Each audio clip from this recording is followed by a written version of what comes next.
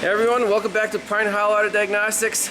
We got a call for a 2009 Suzuki XL-7.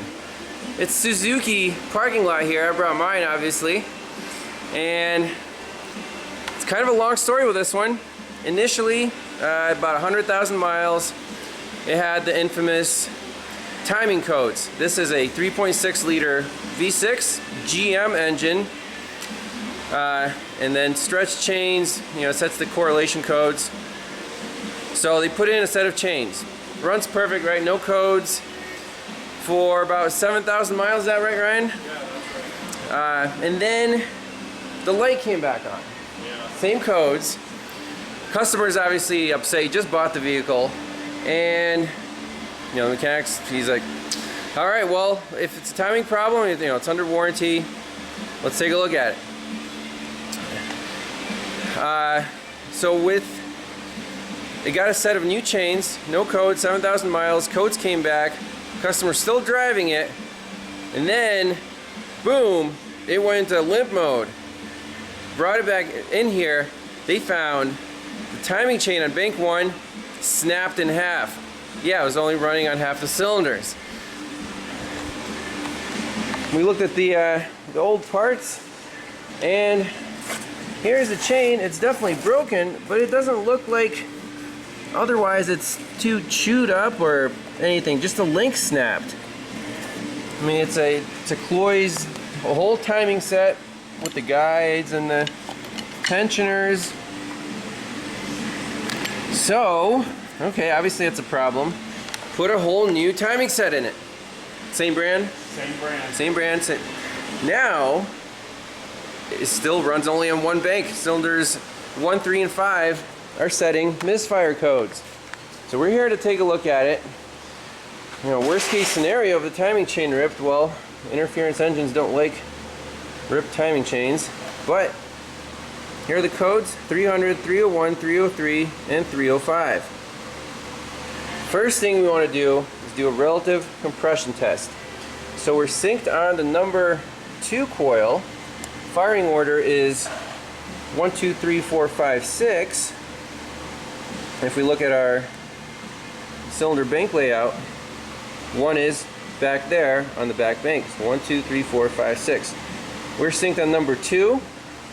And then the amp clamp, I have around a fat red cable.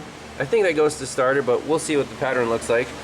And then channel 1, I just have on the battery positive post, because we can always get the starter current and the voltage are correlated. Let's see what happens. It'll probably start, so we should disable fuel or spark. We'll pull a fuse and then crank it over.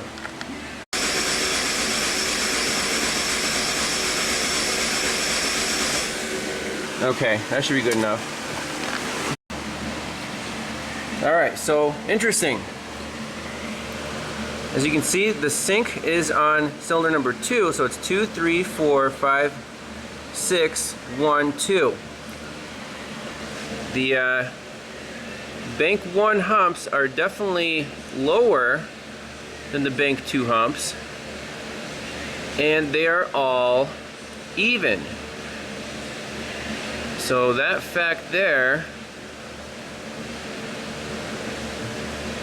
leads me to believe that bank 1 is probably just out of time, and we don't have any mechanical valve or piston damage.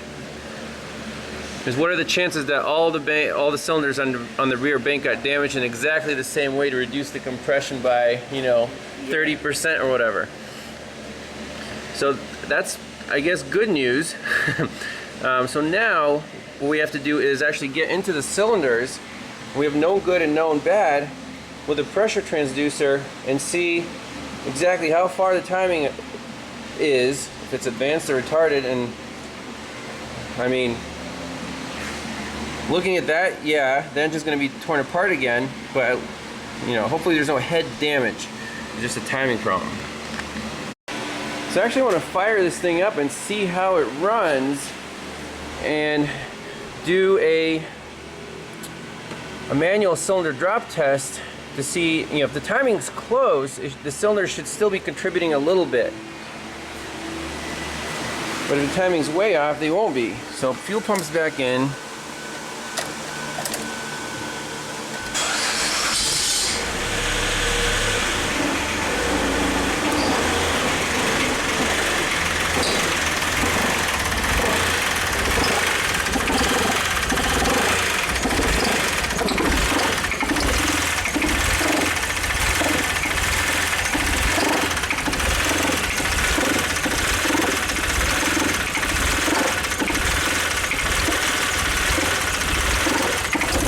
Plug this coil here.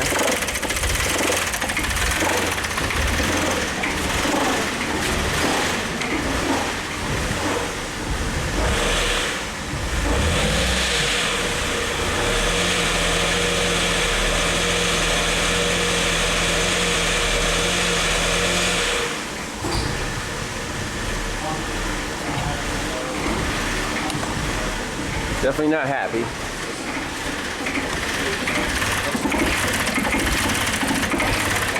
Brian, do you want to hold the throttle for me just a little bit so it smooths out?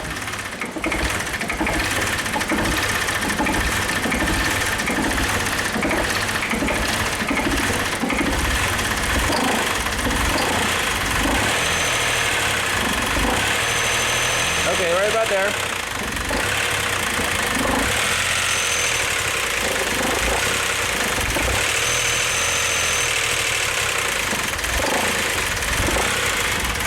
Still kind of inconclusive.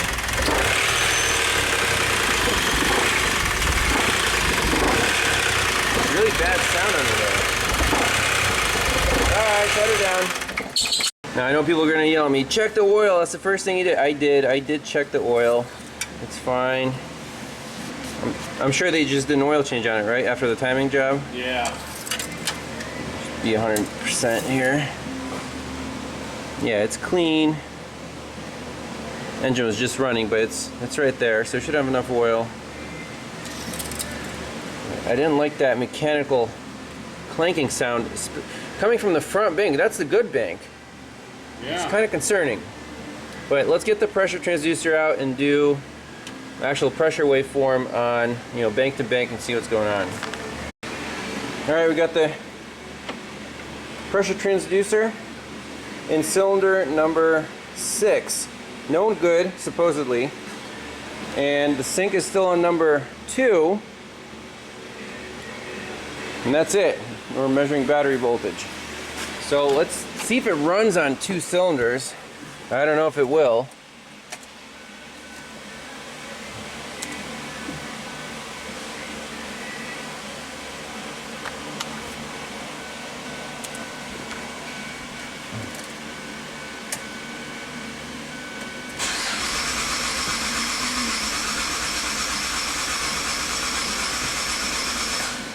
All right, well, at least we're getting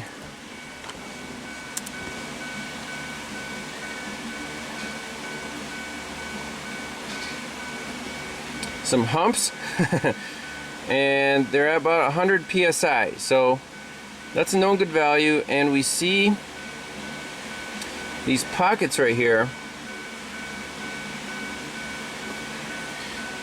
so there's no intake manifold vacuum because the engine's not running.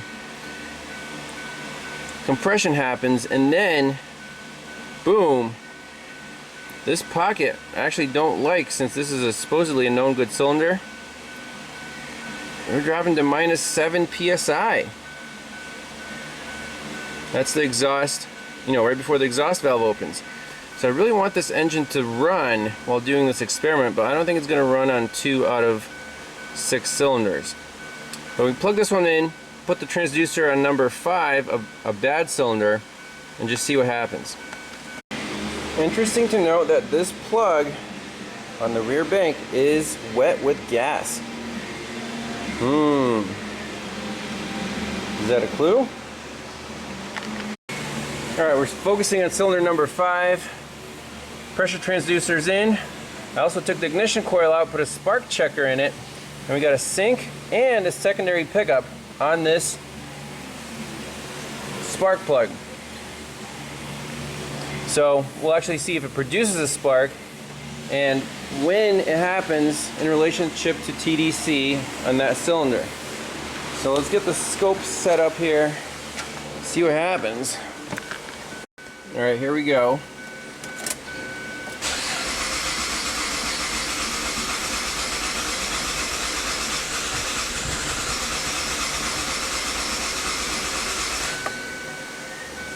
Didn't start this time. We see a very different pattern here, don't we? Peak pressures are at about 100, and let's see when the spark's occurring. You see it occurs right when the control tells it to.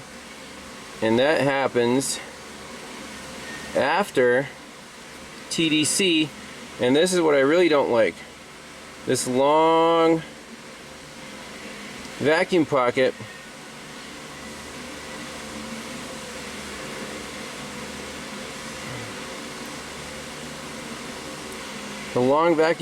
that means the exhaust valve is opening very late. So we can compare it to the known good and see how far off this timing is.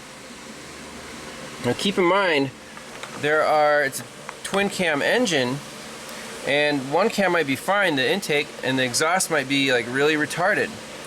Definitely. And when it did run, we heard that like boo, you know, it's kind of like a weird exhaust sound. So that's what it looks like. Let's get some cursors in here, be a little more scientific about it. And I think we're almost done, but the good thing is this cylinder is building plenty of pressure, so we're not looking at a mechanical, you know, valve hitting the piston or something. The timing's just off. Alright, so let's wrap up the diagnosis. Cylinder number 6. This is the front bank, known good. You can see that the exhaust valve opens right there, about 180 degrees like it should, close to TDC, right before. Let's look at cylinder number 5. Night and day difference. There's 180. These valves are closed all the way through here until we get to right there, which is 274 degrees. Crazy, right? So that's 180 plus 90, quarter turn of the crankshaft. Those exhaust valves are opening way too late. Now otherwise, the actual compression waveform looks good, so we know our sealing is good inside the cylinder. We're at about 100 psi, same as the other side. So it's inhaling well, it's compressing fine, it's coming down on the power stroke, and then the exhaust gases have nowhere to go. It's actually starting to compress those same gases. Then the exhaust valve opens, and it probably stays open all the way into the intake stroke, right? So timing problem, and how many degrees off, which cam is it, doesn't really matter. You got to tear that timing cover off again and verify your marks. That's it. So I think this car should be fixed, and then the question is, why did the little light come on for the correlation with 7,000 miles and the new timing set? I mean, it just might be crappy aftermarket chains. And then one of them just snapped. It doesn't look like it was abused or chewed up or stretched. The one link was just nice and clean break, boom.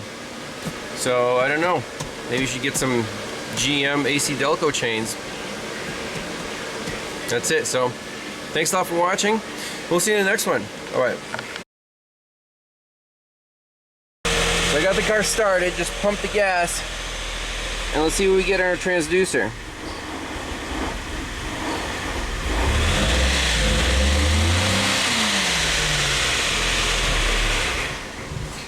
And then it stalls out. Okay.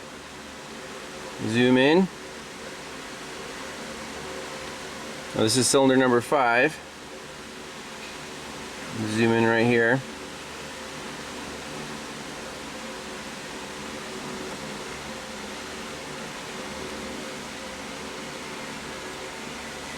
So there definitely is an intake pull now. We have intake manifold vacuum at -7 psi. But look what happens to on the exhaust stroke here. So basically the piston's coming down, right? All the valves are sealed all the way up to here. It reverses. Let's get our rulers back out. So let's say that's 0 degrees. This is some pretty cool bonus footage. I'm like, I need to get this car to run to get this waveform. So again, that exhaust valve is opening at about, where are we here? 307 degrees. So that's 270. That's 300. So 120 degrees too late. That's nuts. We're supposed to go up to atmosphere and stay there, but look. By this time, the piston's already at TDC, starting the intake pull, and the exhaust valve is staying open along with the intake valve. So what do you think happens? We see intake manifold vacuum again.